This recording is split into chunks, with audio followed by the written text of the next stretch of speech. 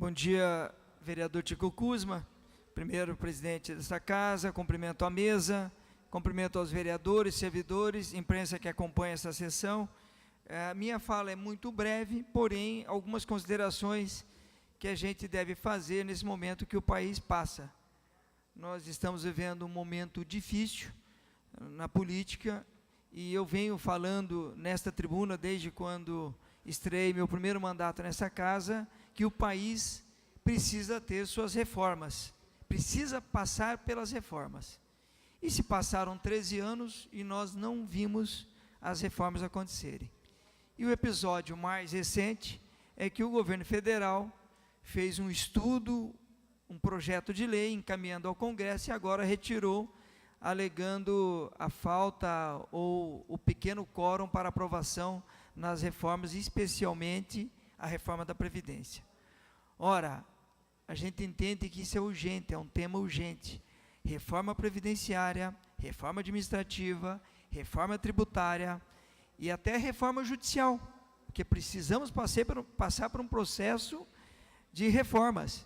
E o Congresso, eu faço uma crítica direta ao Congresso, tem sido inerte ao longo desta década em especial, onde nós vimos uma economia naufragar, onde nós vimos uma violência a cada dia crescente, principalmente nos grandes centros, e agora o país passa por esse momento que é ver a presença do Exército Brasileiro atendendo à necessidade da população. Eu também quero dizer que é uma necessidade que a população do Rio de Janeiro passa, o Exército atendendo.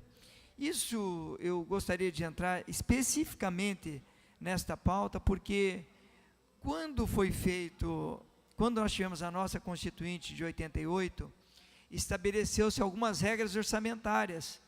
Nós tínhamos a lei de 64, que estabelece o orçamento para a União, Estados e municípios, e nós tivemos os constituintes na época, fizeram a separação de receitas, e dando prioridades de serviços de atendimento à população, em especial com verbas carimbadas e orçamento garantido para que os governantes tenham que cumprir em todas as esferas governamentais, município, Estado e União, em que os municípios, Estados e União, eles precisam atender o orçamento mínimo estipulado na Constituição, que é a saúde e a educação. Muito bem, em segurança você não vê nenhuma ação voltada ao orçamento maior, que é o orçamento federal. Nós sabemos que tudo que se arrecada, a União, ela recebe e depois distribui aos estados e municípios, e esta forma de distribuição e o Pacto Federativo precisa urgentemente focar nesse aspecto, é em relação a um orçamento para a segurança pública. Nós não temos no Brasil um plano de segurança pública. Nós não temos um plano de segurança pública. Os estados fazem o máximo que pode para atender a necessidade da população, tentando dar a segurança ou a sensação de segurança aos seus munícipes, aos cidadãos. Porém, nós sabemos que a verba orçamentária da União aos estados em relação à segurança é muito pouco. É muito pouco. Eu tenho enviado e-mails a alguns congressistas e questionando por que não se faz uma revisão e até mesmo uma emenda constitucional prevendo um mínimo possível orçamentário para segurança pública. É necessário para não deixar chegar ao ponto que chegou o Rio de Janeiro. Isso é um alerta que a gente faz e isso passa por reformas. Isso passa por reformas. A reforma orçamentária, tributária, ela foi desenhada, nós tivemos aqui no ano passado o deputado Rauli colocando um projeto muito importante que isso daria condições aos municípios, terminaria a guerra fiscal com os estados, na guerra fiscal de ICMS e outros impostos, teria uma facilidade da fiscalização aos grandes contribuintes que não pagam. Isso também é muito sério, a inadimplência nesse país, principalmente aos grandes contribuintes, e isso nós temos que fazer essa análise. Então, a minha queixa, a minha observação hoje, ao momento que nós vivemos no país, é em relação ao Congresso. Ficou inerte, o governo não mobilizou o suficiente para que a reforma acontecesse e desistiu da reforma.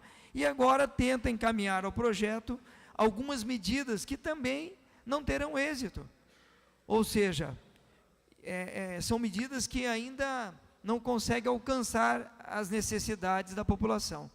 Então eu faço essa observação e reforçando o que a gente vem dizendo aqui há uma década, eu posso dizer agora que já faz uma década que a gente fala nisso, que os governos que assumem a presidência não querem saber de reformas, e se locupletam os seus partidos, se locupletam da máquina pública, e fazendo esses grandes escândalos que o país está passando. Isso é uma observação a ser feita. Em 10 anos, ficaram inertes as reformas, não aconteceu nenhuma reforma importante, estruturante, que pudesse acontecer no país. Agora, nós temos outras medidas que a gente vê que o governo federal tenta fazer, leiloando grandes empresas estatais, que eu também acho que precisa ter uma visão de gestão nessas empresas. Nós deixamos de ter gestão, e nós tivemos governos que não são gestores, governos populistas que fizeram o que fizeram com o país, e o país assistindo toda essa lambança e essa roubalheira. Então, fica aqui a minha observação aos congressistas, que nesse final de mandato de muitos deles, tanto no Senado como no Congresso Federal, que tenha atenção, que faça o seu papel. A Câmara Municipal, o ano passado, promoveu, nos últimos anos, a maior reforma administrativa de um governo municipal. Isso fez com que, hoje, a população tenha melhores serviços, ou tenha a condição de receber o serviço da prefeitura. Isso nós sabemos, foi o que nós passamos no ano passado, e isso não aconteceu na esfera federal. É lamentável o governo agora recuar de uma reforma. Ele poderia não fazer a proposta que ele queria, eu acho que também, da forma que estava, não passaria, e nem poderia, porque nem 8 nem 80, nós temos que entender até que ponto é que a Previdência mexe com a vida das pessoas. Eu digo isso, que até recentemente fui fazer minha revisão previdenciária, né, com 37 anos de contribuição ao governo, 37 anos, porém eu caio no fator previdenciário, que a minha idade ela não alcança. Então, essas reformas precisam urgentemente acontecer, medidas urgentes, principalmente na questão de segurança. Eu dou a palavra ao vereador Bruno Pessutti, na sequência, vereador Ezequias. Somente para contribuir com o debate, né, senhor presidente, Serginho do Posto, quando há uma intervenção federal prevista na Constituição, salvo engano, no artigo 34, é impossível emendar-se a Constituição. Logo, todas as PECs, as propostas de emendas constitucionais, elas ficam suspensas até o fim da intervenção. Perfeito. E ontem mesmo o ministro da Fazenda anunciava reformas infraconstitucionais, principalmente no que tangia a questão de tributos e impostos, que também são outras reformas necessárias para o Brasil, porque muitas vezes nós sabemos que a carga tributária é pesada e ela penaliza muito a pessoa mais simples, a pessoa mais pobre. A gente lembra, por exemplo, na época da CPI do transporte coletivo, que as empresas do transporte coletivo da cidade, elas tinham um lucro operacional e tinham prejuízo contábil, ou seja, elas não pagavam imposto de renda, e o trabalhador, a trabalhadora que recebe seu salário no final do mês, todos os assalariados do Brasil,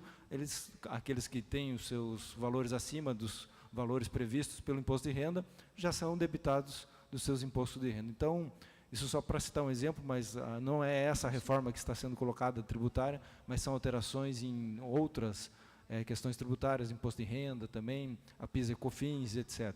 Então, parabenizar pelo debate, as reformas são sim necessárias para que o Brasil avance. Perfeito, agradeço, vereador, sua contribuição, e de fato, a medida em que trouxe esse regime faz com que o Congresso fique imobilizado, porém, o tempo e a movimentação, o gasto que foi feito, só para vocês terem uma ideia, o gasto que o governo federal teve com as propagandas institucionais das reformas, só isso aí, eu não tenho os números aqui, mas são valores significativos que interferiu muito o orçamento. Vereador Ezequias, passo a palavra. A parte, vereador. Obrigado pela parte, Sequência, vereador. vereador Mauro. Entendo que a segurança realmente tem sido, o senhor fala da segurança, da questão que o país tem enfrentado, e há uma necessidade das reformas, e sem essas reformas, como o senhor disse, não existe sequer dinheiro destinado em valor apropriado para atender bem as questões da segurança no país. Quem sofre? Toda a população brasileira. Vemos em Curitiba, uma cidade onde nós tínhamos uma questão de segurança muito boa e que hoje nós estamos vivendo arrastões nos ônibus, vivendo situações que não havia. Nós aqui tínhamos uma cidade com muito mais tranquilidade. E eu temo, sinceramente, temo por todo esse trabalho que o Exército vai fazer lá, porque vai espalhar bandido por tudo quanto é lado do Brasil. Isso, podemos ficar muito certo disso, que quando se aperta em um determinado lugar, onde se há um comando forte, como existe no Rio de Janeiro, vai se espalhar esse povo pelo país e vai espalhar insegurança. Então, é necessário, é preciso uma intervenção, sim. O Rio de Janeiro se tornou uma situação que não tem mais o que fazer, tem que ter uma intervenção, tem que ter alguma coisa a se fazer, mas me preocupa porque quando se é apertado num lugar, esse povo sai para os cantos do país, para outros lugares, para continuar os seus crimes e fazendo os seus delitos. Parabéns pela sua exposição do assunto, é bastante pertinente, há necessidade. Infelizmente, esse país governado por esse governo que estava aí, né, e que ainda está, até aqui, só olharam para si mesmo e para os seus bolsos. Então, a coisa é muito difícil, muito complicada, e só realmente um novo Congresso, novos deputados, novos senadores, pode realmente trazer mudança para o nosso país, inclusive um novo presidente. Agradeço a parte de Vossa Excelência, vereador. Com a palavra, na sequência, vereador Mauro Inácio e vereadora Maria Manfron. Vereador Serginho do Poço. Bom, na verdade, acho que é um tema pertinente. O país atravessa sua grande crise política e econômica e, lamentavelmente, no ano de eleições, a população se encontra frustrada, ela não tem uma perspectiva, inclusive, de candidatos. Hoje, a política está marginalizada, em parte há fundamento, sim, mas as ações positivas na área política, elas são invisíveis para muito. Não há um destaque da imprensa, né, tudo fica focado na Lava Jato, em situações até maiores que, sim, tem que ser investigada, tem que ser denunciado, tem que ser punido, mas a política não é só isso. E hoje há necessidade de grandes reformas, há necessidade de um envolvimento da população na política. É preciso, sim, que a população vá para as ruas, que ela cobre seus direitos, que ela se faça presente na vida política do nosso país, do nosso Estado e da nossa cidade. Perfeito. Agradeço a contribuição, vereador Mauro Inácio, vereadora Maria Manfron. Eu só vou pedir brevidade, que o vereador talvez não dê tempo para conta. Eu vou falar bem rapidinho, senhor Por favor, presidente. vereadora. É uma ótima conversa que o senhor está tendo conosco aqui, falando dessa situação que está o Brasil. E falando também nas apreensões de drogas, são toneladas diariamente que prendem. Então, isso está se destinando, eu vi uma reportagem hoje, que está sendo nas capitais do Sul e do Rio de Janeiro. Isso também tem que ter controle, senão não sei o que vai se tornar, um país sem lei, um país sem comando, um país que está sendo, infelizmente, a insegurança, o medo das pessoas está cada vez maior. Então, nós temos que lutar isso, as reformas têm que acontecer mesmo, como o senhor disse, tem que ter nem 8 nem 80, mas tem que ser feitas, e vamos esperar e pedir a Deus que esse Brasil tenha um jeito de voltar a ser o Brasil que nós gostamos que seja. Esse aqui é o celeiro do mundo, digo eu, mas ele vai ser bem bom, se Deus quiser. Obrigada. Obrigado, vereador. Eu acho que a gente precisa continuar com esse otimismo. Vereador Osias, me perdoe, meu horário ele foi extinto, mas o senhor fica à vontade. 30 segundos para Vossa Excelência concluir. Vereador, então, passo a palavra ao vereador Osias. Bom, obrigado, presidente. O debate é pertinente. Nós sabemos que essa reforma da Previdência era muito esperado por todos nós, e o Congresso não fez, mais uma vez, a lição de casa, e esse governo que está aí não fez porque faltou bom senso. Obrigado. Perfeito. Fico grato, agradeço a todos a atenção. Senhor presidente e demais presentes, eu vou dar continuidade a um tema que eu abordei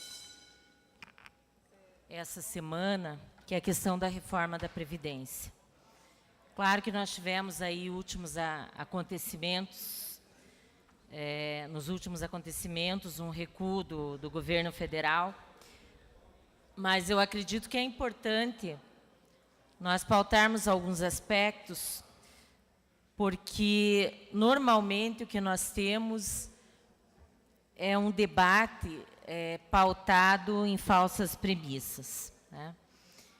Então, uma das questões que sempre é colocada como argumento, né, para que essa reforma seja aprovada,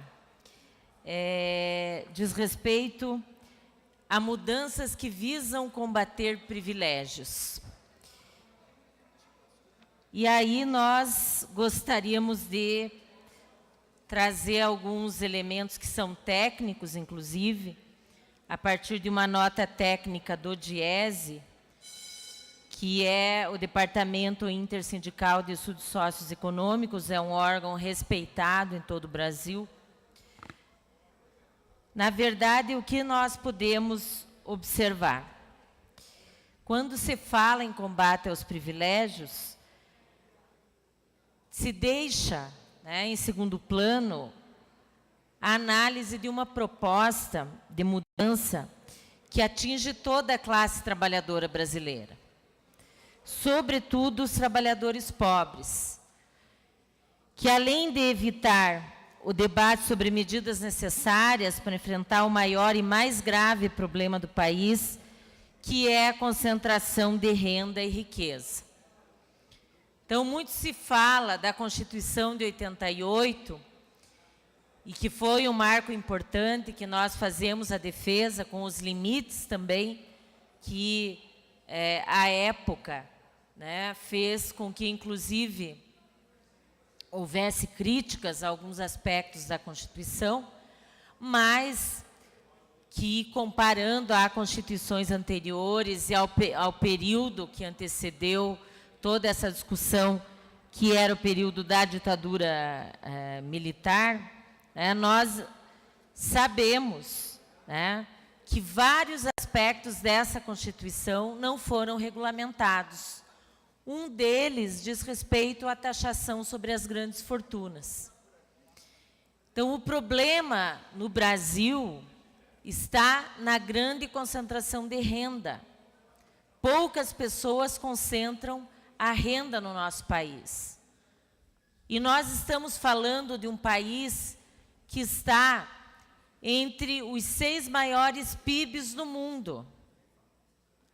Então, quando a gente fala em crise, né, em um momento que trabalhadores e trabalhadoras estão enfrentando a questão do desemprego, a questão da precarização das relações de trabalho, que foram impostas a partir da legislação sobre terceirização da reforma trabalhista, na verdade, não se mexeu, né, em uma vírgula no sentido de ter ações efetivas e regulamentar as questões que dizem respeito à Constituição Federal, para que as grandes fortunas sofressem taxação. Outro aspecto que eu acho importante que a gente destaque é que hoje o setor financeiro e as aplicações e rendimentos de dividendos que existem, né, de determinados setores, seja pessoas físicas ou jurídicas, elas também não são taxadas. E isso ninguém quer debater. Então, o que se debate é os privilégios, né, chamados privilégios, que, na verdade, são direitos conquistados a duras penas a partir de greves e mobilizações durante, né, o século passado, onde nós tivemos uma organização dos trabalhadores e trabalhadoras que garantiu a conquista de determinados direitos. Eu havia abordado a questão do déficit também, né, que também é utilizado como uma forma totalmente capciosa, né, onde nem todos os dados são colocados, se faz uma conta pela metade para dizer que existe déficit, e que, na verdade, nós temos um sistema de seguridade social que tem um superávit. Mas alguns fazem questão de separar só a questão da previdência, né, do sistema de seguridade para dizer que há déficit na questão da previdência brasileira. Também acho importante nós destacarmos outro aspecto que diz respeito ao argumento, né, de que as contas da Seguridade Social, né, e principalmente a questão da Previdência, a tentativa dessa suposta reforma seria garantir a sustentabilidade da Previdência. Vamos pensar o que significa essa sustentabilidade da Previdência. Bem, primeiro, reforçando mais uma vez, que para inflar o déficit utilizam-se diversos expedientes que aumentam as despesas e diminuem as receitas. Então, a DRU, a desvinculação das receitas da União, a desoneração da folha de pagamentos, as isenções para entidades filantrópicas, pequenas empresas, microempreendedor e individual, empresas exportadoras, inclusive do agronegócio, comprimem as receitas da Seguridade. Além desses problemas conceituais e contábeis, a própria conjuntura econômica, com a intensa contração das ocupações que recolhem contribuições previdenciárias, prejudica o desempenho financeiro da presidência. Nós temos um lento ritmo de atividade econômica que prejudica a arrecadação de outros tributos destinados à Seguridade.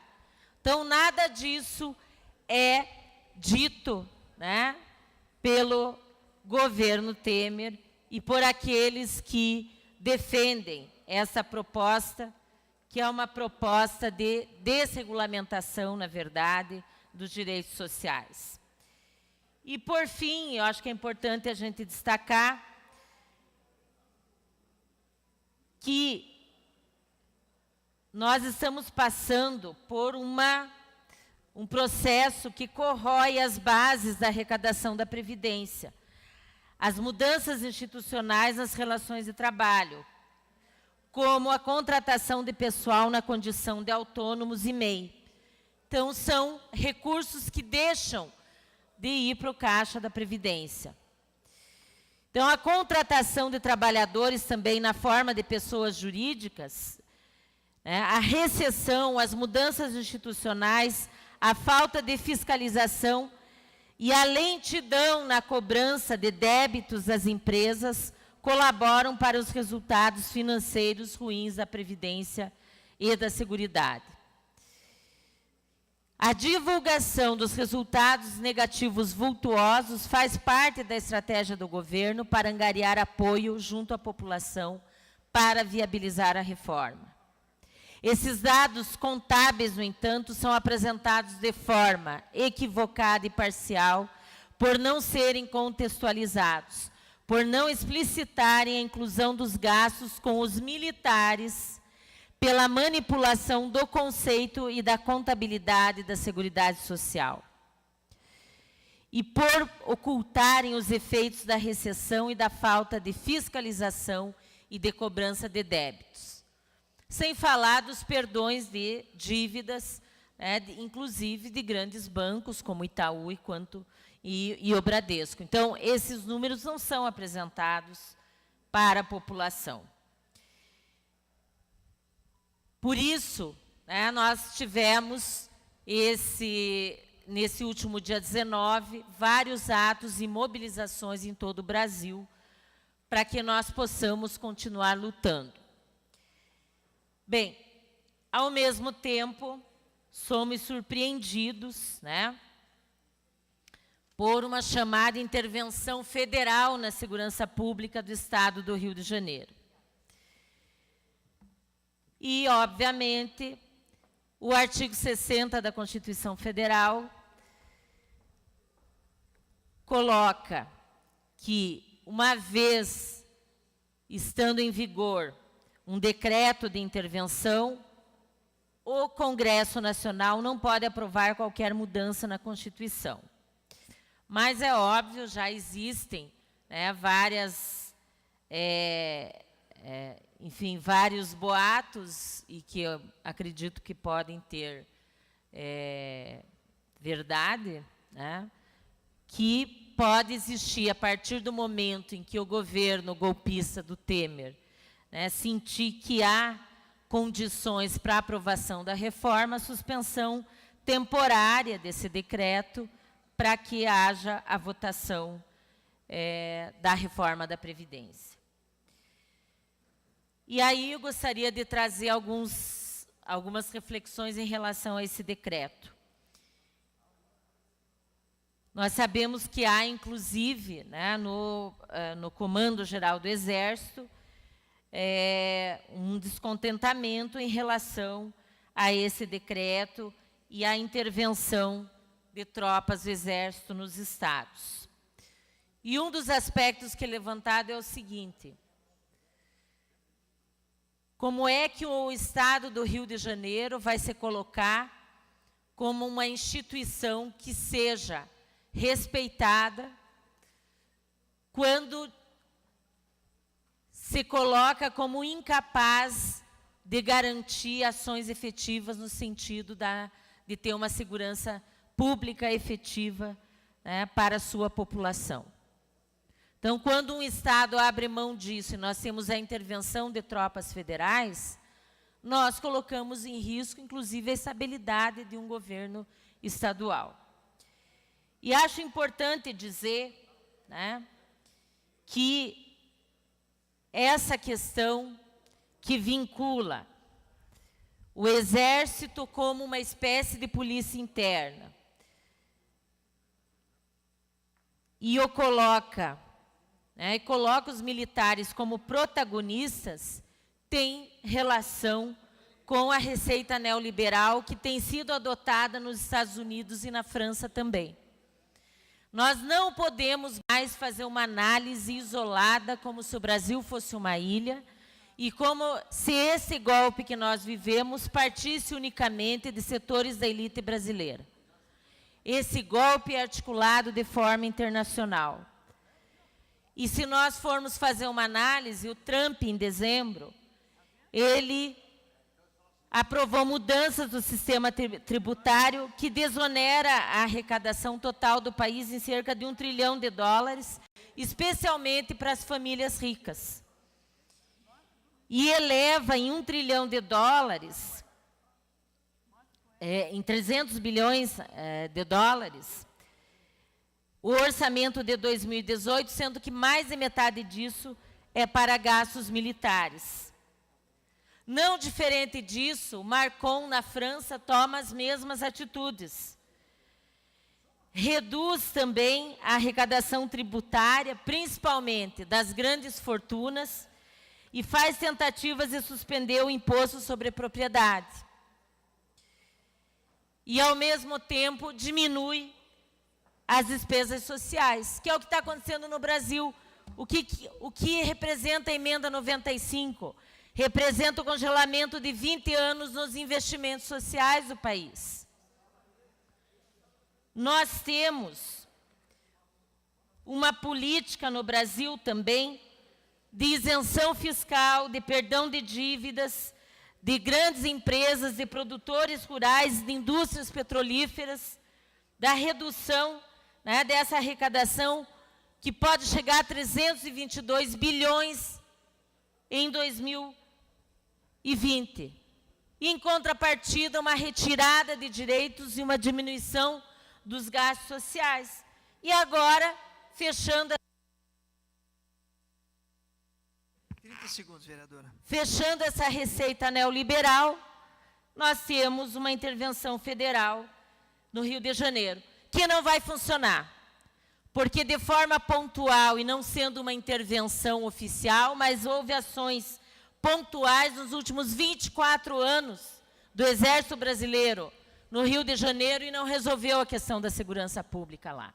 Então, a crise é bem maior do que uma simples avaliação que está sendo feita de forma... Vereador, eu agradeço a compreensão. Nós passamos agora, está encerrado o grande expediente, passamos ao horário destinado às lideranças partidárias. Pergunto aos líderes partidários se há acordo. Não há acordo, perfeito. Não há acordo? Não? Então, perfeito. A vereadora professor Josete tem o seu tempo de fala de 5 minutos pela liderança do Partido dos Trabalhadores. Vereadora, com a palavra. Então, finalizando esse raciocínio, né,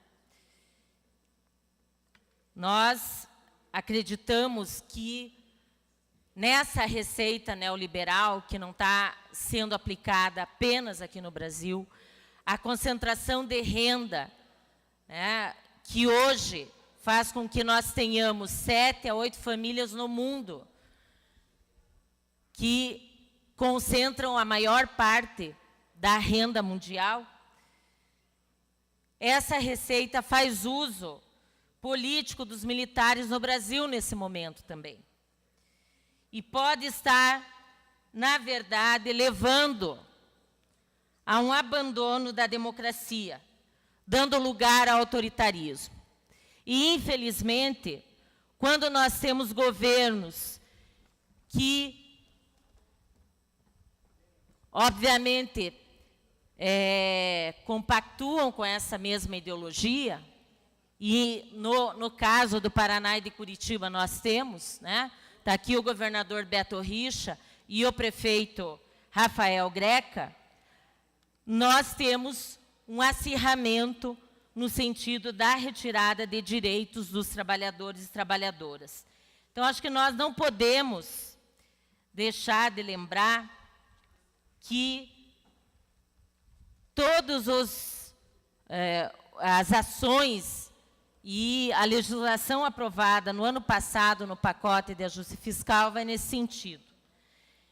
Então, temos, em relação ao IPMC, um desmonte, a criação de um fundo complementar para os servidores, e temos, no caso, mais uma vez, recursos públicos sendo drenados para setores privados. Então, quando esta casa aprova uma lei que permite que OASs atuem na área da saúde e da educação, nós também, né, temos ações que levam à concentração, mais uma vez, de renda para alguns setores e, na prática, a precarização do serviço público para a maioria da população de Curitiba. Então, nesse sentido, nós temos que estar atentos a toda e qualquer alteração. E aí, eu me pergunto, quando se fala em reformas, as pessoas se dirigem a essa tribuna e falam em reformas, por que ninguém fala em reforma política? Porque se o país está nesse caos hoje, né, está muito em função do sistema político deteriorado, e que não diz respeito só aos parlamentos e aos executivos, diz respeito também ao judiciário. Então, nós precisamos, sim, de uma reforma política com ampla participação popular, com constituinte, para debater quais são as reformas que o povo quer e que o povo precisa. Não as reformas que interessam a setores da elite, ao poder econômico, tanto, né, de setores financeiros do Brasil, dos grandes banqueiros brasileiros, como do capital internacional financeiro. Essas reformas que estão sendo pautadas, elas vêm ao encontro de uma concentração de renda cada vez maior, e para isso nós precisamos tirar direitos dos trabalhadores. Por isso, eu acredito que uma reforma que deveria acontecer, com ampla participação popular, seria uma reforma política. E uma reforma tributária também, mas uma reforma tributária que desconcentre renda, que faça com que as grandes fortunas e aqueles que lucram bilhões e trilhões, né, na especulação financeira, paguem sim imposto sobre isso.